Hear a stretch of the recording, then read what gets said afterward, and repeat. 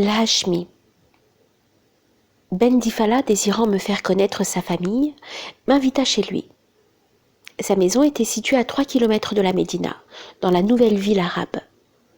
Sa femme, Hera, me reçut très cordialement, ainsi que son fils aîné Bachir, qui avait 16 ans et allait à l'école française. Je vis sur le tapis un bébé d'environ 1 an et demi.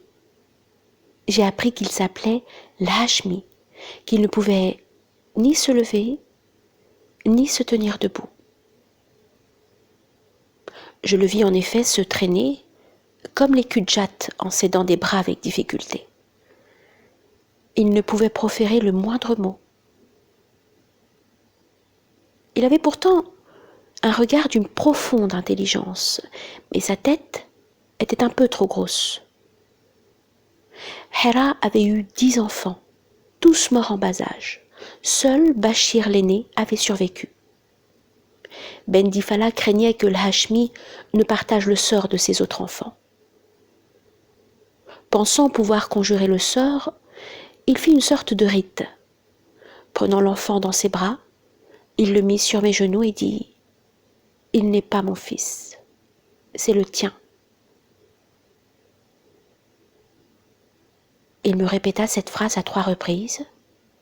Je serrai l'Hashmi sur mon sein et je l'acceptais comme mon enfant avec tout l'amour d'une mère. Je pris l'habitude d'aller dans cette maison, je m'étais attachée à cet enfant qui ne devait pas tarder à se mettre debout, à marcher et à parler.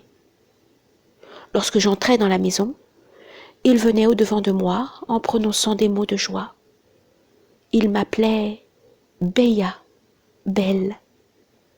Il arrivait parfois que nous restions seuls dans la chambre. Il s'asseyait alors près de moi, me faisant comprendre de faire comme lui.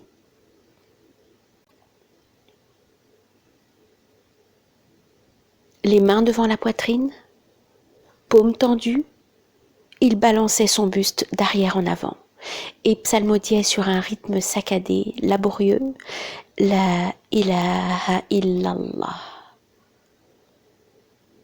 Je sentais qu'il était inspiré, j'étais très impressionnée car j'étais certaine qu'il n'avait jamais vu personne faire le dhikr, m'étant indirectement et discrètement renseignée à ce sujet. D'ailleurs, j'avais constaté qu'il s'interrompait aussitôt qu'il sentait quelqu'un approcher. Je ne savais comment interpréter son étrange comportement. Sans doute fallait-il que cela se passe seulement entre nous et reste un mystère. Il se produisit un événement encore plus étrange, quelque temps plus tard. Nous étions restés seuls dans la chambre, Hera étant occupée à la cuisine. Il était assis près de moi, silencieux, l'air préoccupé. Soudain, bien assuré que personne ne viendrait nous surprendre, il se leva, me prit la main et, qu'un cas, m'entraîna vers la soupente au fond de la pièce. Il souleva le crochet qui enfermait la porte et me fit pénétrer à l'intérieur. Il y avait des jarres d'huile et de farine, des sacs de provisions et quelques ustensiles de cuisine. Il parcourait cet espace étroit en âhanant et me montrant un point dans le demi-obscurité. « Ah, Mohammed !» Il répétait ces mots dans une intimité, un plaisir secret qu'il voulait absolument me faire partager. Lorsque je dus quitter Sfax 1 an plus tard, il était toujours en vie et en bonne santé.